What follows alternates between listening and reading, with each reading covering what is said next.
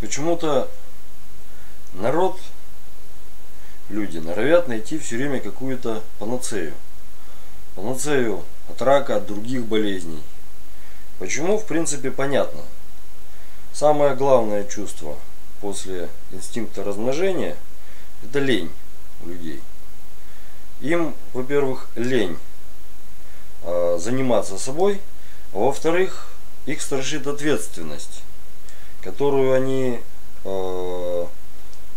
вернее, свою безответственность они маскируют рассказами о профессионализме тех, кто должен заниматься конкретными делами, теми же, имея в виду тех же самых медиков. Все привыкли, что когда приходишь к врачу, называешь какие-то симптомы, после определенных манипуляций выписываются какие-то таблеточки. И все нормально воспринимают, что дело врача эти таблеточки назначить, а дело пациента сходить в аптеку, купить их и попить, ну, хотя бы дня 3-4. Редко кто пропивает полный курс. Хотя бы себе не врите. В результате болезнь оказывается не вылеченной, она оказывается загнанной вглубь, но как бы никто не виноват. Пациент не виноват, потому что он себя никогда виноватым не признает. Вот, а врач не виноват, потому что он сделал все, что мог в пределах своей компетенции и тех инструкций, которые ему спустил Минздрав.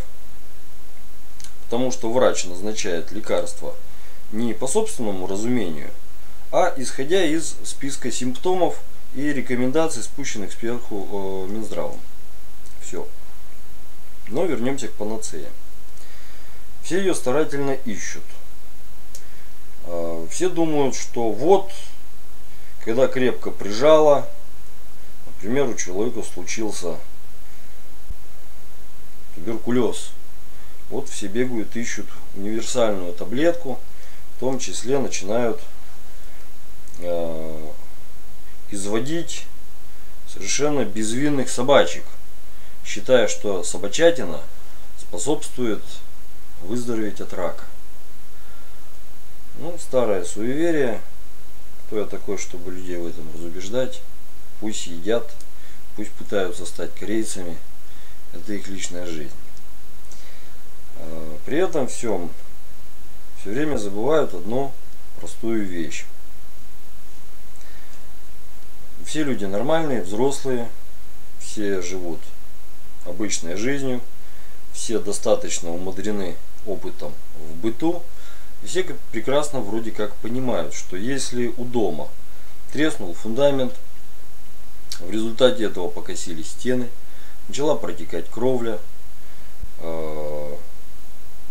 почему-то разгерметизировалась канализация, начала фонить, почему-то засорился водопровод.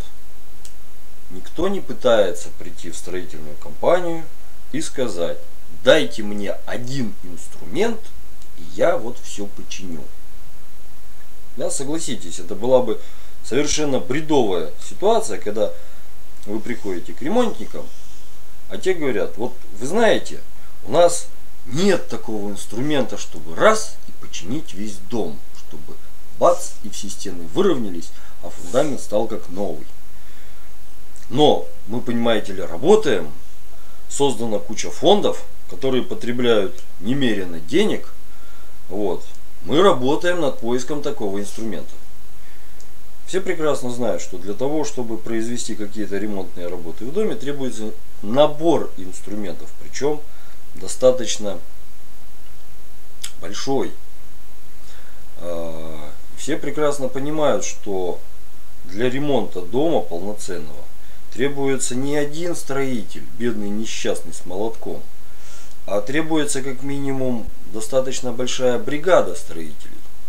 И чем сложнее проблема стоит перед ними, тем желательнее опытнее бригада с достаточно опытным прорабом, мастером. Вот все то же самое касается и человеческого организма. Если вдруг у вас случился инсульт, Не надо думать, что это возникло на ровном месте. Все, из-за чего он произошел, вы культивировали тщательнейшим образом всю свою жизнь. Начали, конечно, еще ваши родители, зачамши вас, будучи тоже не совсем здоровыми. Вот. А потом добавила в детском возрасте, добавил к этому садик, известный рассадник различных инфекционных заболеваний. К этому добавили любимые бабушки, закармливающие детей чем попало, особенно сейчас. Вот.